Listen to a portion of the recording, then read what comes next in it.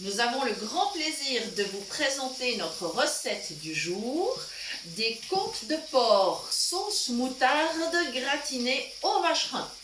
Voilà, bonjour les amis, comment allez-vous? Bienvenue sur notre chaîne Cuisine pratique pour les non-voyants, mais bien sûr sur notre chaîne, tout le monde est bienvenu.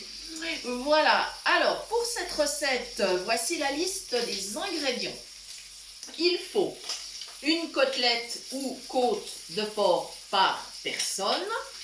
Il faudra un petit peu d'huile pour la cuisson de la viande, du sel, du poivre, de la moutarde, du vin blanc.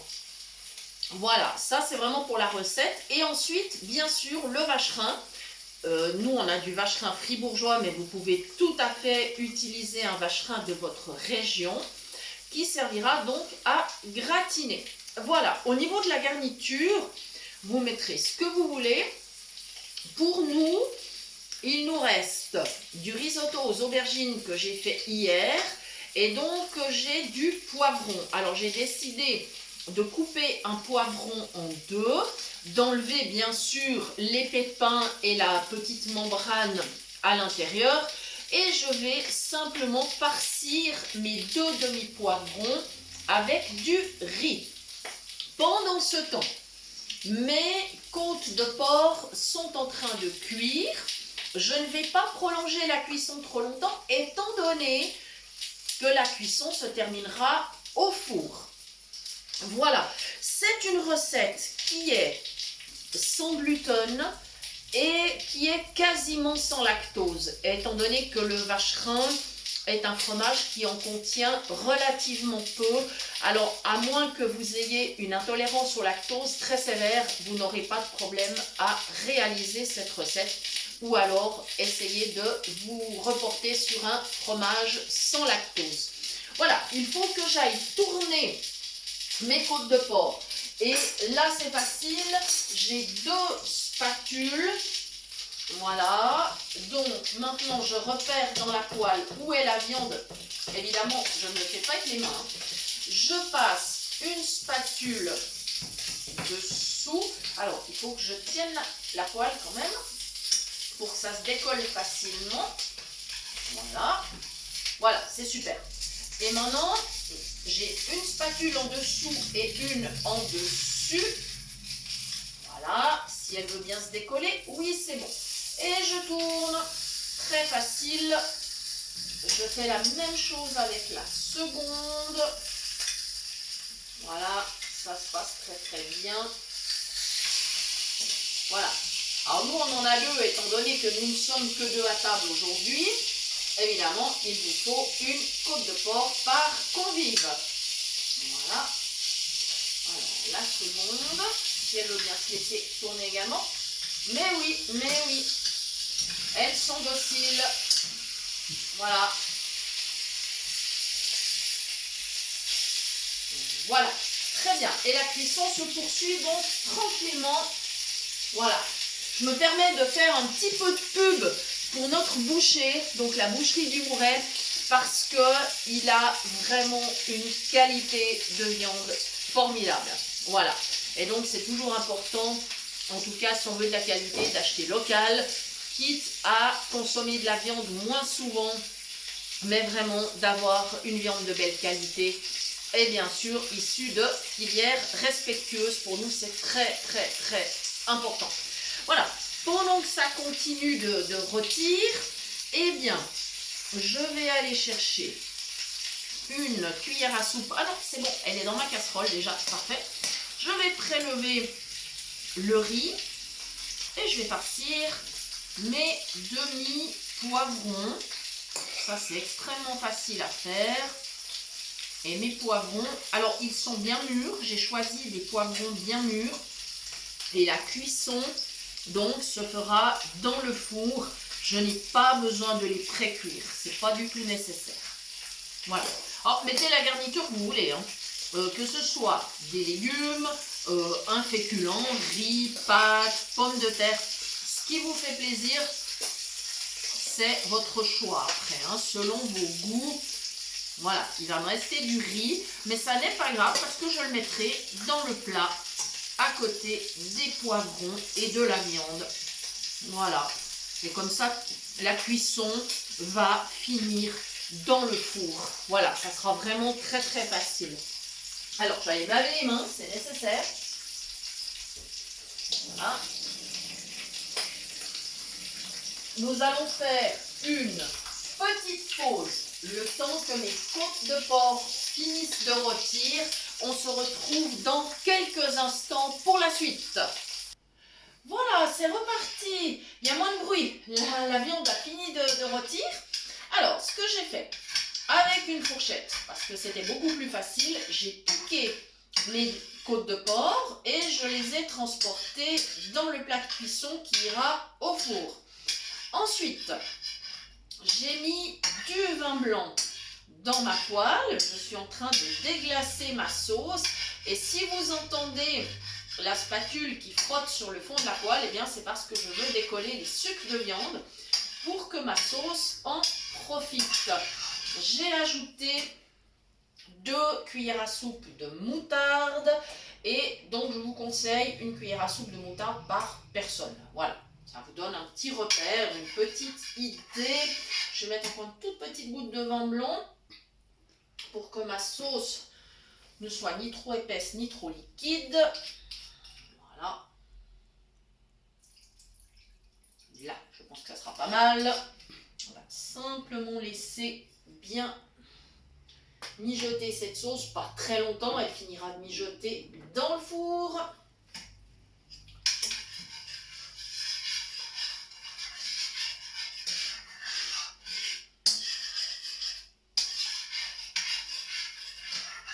Voilà. Alors cette recette est réalisable donc avec des côtes de porc, des côtes de veau, des escalopes de dinde ou de poulet. À ce moment-là, il faut des tranches quand même suffisamment épaisses, hein, puisque la cuisson se déroule en grande partie dans le four et ça serait dommage que la viande ne se dessèche. Voilà. Alors, ne le faites pas avec une côte de bœuf, ça serait pas bon du tout. Votre côte de bœuf, elle ressemblerait à de la semelle, donc évitez, hein. Vraiment, vraiment, tenez-vous-en à des viandes qui supportent de mijoter, de cuire un certain moment au four sans se dessécher. Voilà, l'avantage effectivement de la viande de porc, c'est que effectivement elle va garder son moelleux malgré le passage au four. Pendant que ma sauce continue de mijoter, je vais transporter mes petits poivrons dans le plat à côté des côtelettes. Voilà, j'ai bien la place. Je suis très contente, j'ai bien la place. Et maintenant, alors, je vais continuer de garnir avec le riz. Qu'ai-je bien pu faire de la cuillère? Ah, elle est partie au fond de la casserole. C'est pas grave. C'est pas grave. Alors, il va falloir que je fasse un petit échange pendant un instant. Mon assiette qui contient le fromage, je vais la déplacer, ce qui me permettra de rapprocher mon plat de la casserole et ainsi je ne mettrai pas du riz partout sur la table. Voilà, petite astuce pratique. Voilà, on essaie de se simplifier la vie, toujours au maximum. Et là, je garnis, je continue de mettre mon riz dans le plat, même si j'en remets sur les poivrons, c'est pas un problème. C'est vraiment pas un souci. J'ai de la place. Voilà. Il m'en restait quand même suffisamment de ce riz. Voilà. Il faut que je trouve la place. Alors là, j'y vais avec les mains. Je trouve la place pour mettre le solde. On verra peut-être même plus les poivrons si ça se trouve, mais c'est pas grave. Ah si, quand même. J'ai encore la place là. Voilà. Je suis en train de garnir mon plat. Pendant que ma sauce se termine, et là du coup le timing va plutôt bien. Voilà, pendant que je fais cela, je profite de vous remercier, vous tous qui nous suivez, qui partagez, qui commentez, qui nous envoyez des messages. Merci infiniment et merci bien sûr à toutes les personnes et associations qui repartagent notre travail, qui référencent la chaîne, qui partagent nos vidéos. Merci infiniment. Il y a bien sûr l'association Phoenix qui a été notre partenaire de la première heure. Et ensuite, bien sûr, la Bibliothèque Sonore Romande. Ensuite, les groupes Facebook, WhatsApp et autres. Il y a la page Cuisine du bout des doigts qui nous accueille également pour partager nos vidéos. Et vous savez que depuis quelques temps, vous nous retrouvez également sur Facebook, sur notre page qui porte le même nom que la chaîne et la page sur laquelle nous vous donnons des astuces aussi pour des produits d'entretien, des produits cosmétiques à faire maison. Et nous vous donnons des infos sur la diététique, la nutrition.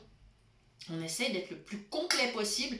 N'hésitez pas à nous proposer des sujets, ce sera vraiment avec grand plaisir. On essaiera vraiment de répondre à toutes vos attentes. Donc proposez-nous des sujets, c'est vraiment volontiers que nous vous en ferons part. Voilà, je vais pouvoir pousser la casserole. Il ne faut pas que je fasse de bêtises. Non, c'est bon, mon couvercle est là. Non, non, tout va bien. Il n'y aura pas de catastrophe. Voilà, comme ceci. Et évidemment, retour à l'évier pour se laver les mains.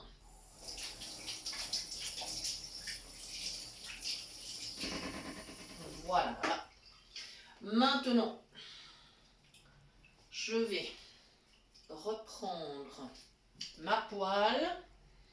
Et là, il va falloir que je me concentre quand même. Alors, ma sauce a une consistance qui me va plutôt bien. Voilà. J'ai mis également un tout petit peu de sel, mais peu, hein, parce qu'il y a déjà la moutarde qui contient du sel. Et il y a bien sûr la moutarde qui en contient. Voilà, et le fromage, pardon. Oui, je vous dis des bêtises. Et je vais poivrer, mais à table. Alors, attention. Là, on va essayer de ne pas faire de bêtises. Donc, j'arrive avec la poêle au-dessus de mon plat. Je me positionne au-dessus de mes côtelettes. Voilà. De toute façon, si je ne fais pas juste, mon mari va crier. Hein, ça, vous pouvez compter sur lui. Hein. Ce qui me rendra bien service d'ailleurs. Voilà. Je racle la sauce. Le but étant de mettre la sauce sur la viande, évidemment, et pas sur les légumes. Bien qu'ils vont en profiter forcément, puisque la sauce va se répartir quand même dans le fond du plat. Ça y est, ça partira à la vaisselle tout à l'heure. Dernière étape. Un petit peu plus loin le chou. La casse. Ah, d'accord. À l'intérieur, voilà. Ok, merci. Voyez, hein, je vous ai dit, dès que ça va pas, il le dit. Mais c'est très bien, c'est très très bien comme ça. Bon, je vais récupérer mon fromage. Voilà. Alors, qu'est-ce que j'ai fait du petit couteau? Je pense qu'il est sur la plonge. Et ben voilà. Et j'ai un morceau de vacherin. Et maintenant, je vais faire mes petits morceaux, des petites lamelles, que je vais répartir. Alors là, je vais les répartir un peu partout. En priorité, bien sûr, sur la viande. Ça, c'est clair. Mais évidemment, je vais en mettre sur le riz. Parce que j'en ai suffisamment. Et on va être généreux. Allez, on va se faire plaisir. Ça va être un plat gourmand. On va se faire vraiment plaisir. On va pas lésiner sur le fromage. Voilà, et oui, je suis désolée, on est gourmand, c'est comme ça. C'est comme ça. Non, mais rassurez-vous, on se rattrape aussi. Heureusement qu'on on tourne pas les vidéos tout le temps, ce qui nous permet d'être aussi plus raisonnable et de faire des repas plus légers. Mais là, le but, c'est de vous faire plaisir avec des recettes bien gourmandes. Ce soir, par contre, je peux vous dire que ce soir, ça sera juste des fruits. Voilà. Parfois, c'est un potage, parfois, c'est une salade. Voilà, le soir, on est rudement raisonnable. Il faut bien compenser, hein. Sinon ça serait pas possible. Voilà. Bon, et bien ce plat, il partira en cuisson à 200 degrés dans le four jusqu'à ce que ça soit bien gratiné, c'est-à-dire environ 20 à 25 minutes. Et c'est pour ça que je vous disais tout à l'heure, il faut une viande qui supporte la cuisson un peu prolongée. Voilà, vous ne pouvez pas le faire avec une viande qui est fragile parce que sinon, vraiment, vous aurez de la semelle et ça ne sera pas bon. Voilà, je vous rappelle également que que vous pouvez toujours nous écrire à l'adresse suivante cuisinepratique@mail.ch et que nous vous répondrons avec plaisir. En général, le délai est de 2 à 3 jours. Voilà. À très bientôt les amis. Merci de nous avoir suivis et à très bientôt pour de nouvelles idées cuisine. Bye bye.